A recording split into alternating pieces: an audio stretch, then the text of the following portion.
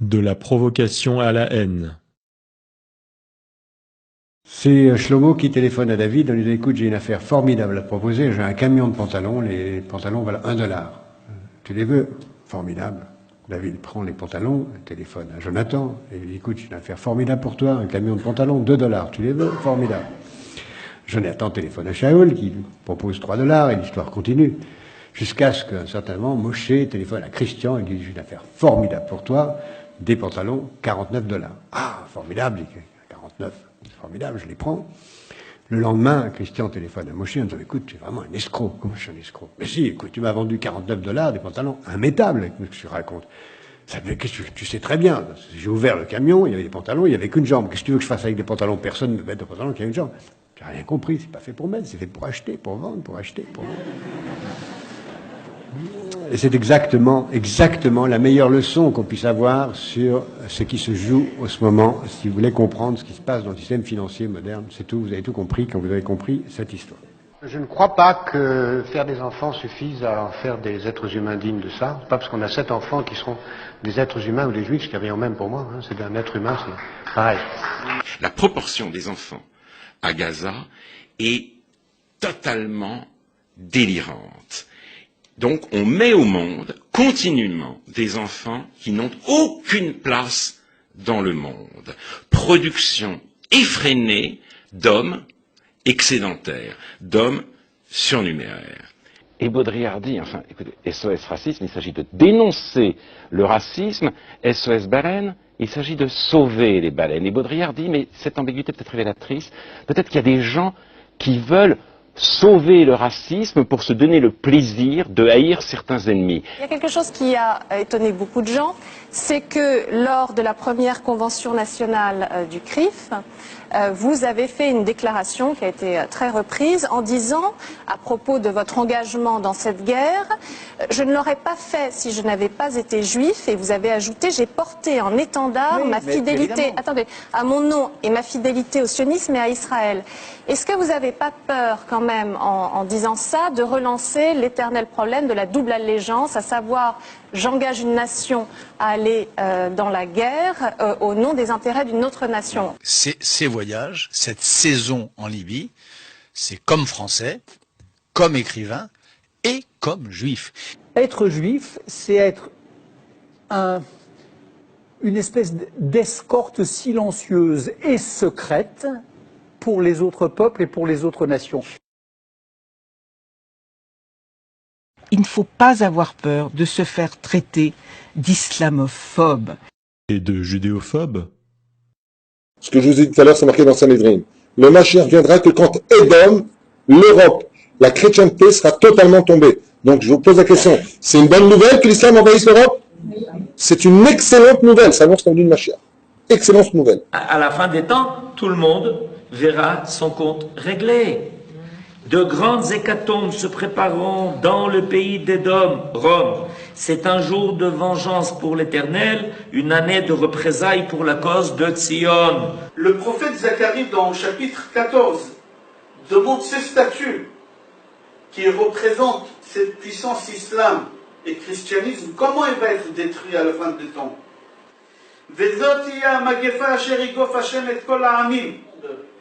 Et ça sera le monde juif qui va grandir et grandir, et que ce sera la nation qui elle va gérer le monde. On appelle Eretz Israël Eretz Tzvi. Pourquoi? La peau de Tzvi, c'est la seule peau qu'on peut l'attirer. La terre d'Israël, Akadosh Baruch Hu, il va l'attirer, le monde entier, ça sera Israël. Incitation à la haine raciale. Appels à la violence. Vous allez payer très cher les Européens. Mais à un point, vous n'avez même pas notion de quoi on parle. Et vous n'aurez pas à fuir. Parce que tout le mal que vous avez fait à Israël, vous le paierez au centuple. Quand l'Italie disparaîtra, quand Édom, c'est pour ça que le QG de la chrétienté qui vient de Esav se trouve là-bas, quand cet endroit-là disparaîtra, et c'est ce que veut faire l'islam, il s'occupe. L'islam, c'est le balai d'Israël, sachez-le. C'est-à-dire que au lieu qu'on fasse tout le travail, et on voit Ishmaël pour régler le problème. Quand il va débarrasser tout ça et que le va revenir chez nous, alors c'est Melech HaMashiach. Pousser les chrétiens et les musulmans à s'exterminer. העולם, המיליארדים האלה, הם הכל רק בשביל שהיהודים יהיה להם איזה תועלת. עכשיו, אנחנו לא רואים את זה, אנחנו לא יודעים בדיוק. היות ואנחנו בגלות, אז אוטומטי עדיין הם עוד לא משרתים אותנו לגמרי, רק חלקית. כל אחד יהיה לו, כשמשיח יבוא, אז כל אחד יהיה לו אלפים עבדים, 2,800 עבדים. בינתיים המשיח לא כאן, אז איך הם משרתים אותנו? Esclavagisme. Quand Ishmaël va se rendre compte qu'il est en vérité manipulé par Édom, et que le but d'Édom est qu'une fois que Ishmaël aura fait le sale travail, Édom va lui dire va te faire voir maintenant, toi aussi, parce que va arriver un jour où Daesh, Al-Qaïda, etc. se rendent compte que finalement on se sert d'eux. À ce moment-là, qu'est-ce qu'il va se passer de Malbim? Malbim écrit il y a presque 200 ans. Ils vont se retourner, ils vont s'entretuer, d'accord? Et qui va sortir vainqueur? L'homme, le vrai, Adam. Appel à la guerre civile et à la guerre mondiale. C'est marqué dans les textes qu'à la fin des temps, il y aura une grande guerre dans le monde. On n'est pas prophète ni fils de prophète. C'est vrai que tout le monde sent un peu que c'est pour bientôt. On ne sait pas quand ça se passera. C'est marqué très clairement qu'il y aura une grande guerre entre l'Occident et l'Orient. Je rajouterai même un petit truc que j'ai pas... C'est marqué dans les écrits de Rabbi Yoshua Eshel Me'apta qu'à la fin des temps, les peuples voudront faire la guerre entre eux. Mais ils verront que s'ils font la guerre entre eux, le seul qui va en profiter en fait, c'est le peuple d'Israël. Ils vont tout faire pour ne pas rentrer en guerre. Mais néanmoins, c'est marqué, comme ça a dit Rabbi Joël Me'apta, par la tignasse de leur chevelure, de force, ils seront obligés de rentrer en guerre. Judéo, qui a à voir avec le judaïsme. Phobie, qui a peur d'eux. Au nom de la paix, des droits de l'homme et de la laïcité, n'est-il pas normal d'être judéophobe?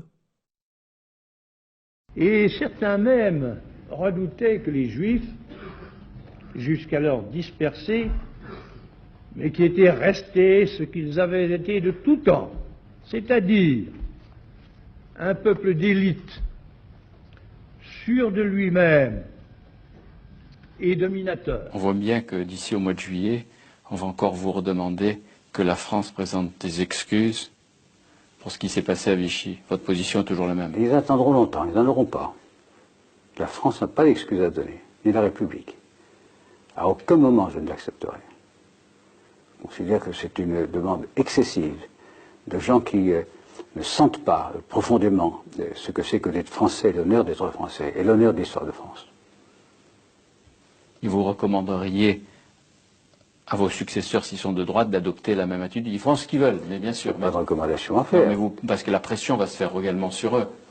Dans 100 ans peut-être aussi encore. Ouais. Qu'est-ce que ça veut dire? C'est l'entretien de la haine. Le lobby juif, pas seulement en ce qui me concerne, est capable de monter des opérations qui sont indignes. Et je tiens à le dire publiquement. Moi, je vais vous dire quelque chose. J'étais il y a 2 ans à peu près, avant que les hostilités commencent en Syrie. Je me trouvais en Angleterre, par exemple, pour d'autres choses, pas du tout de la Syrie. J'ai rencontré des responsables anglais.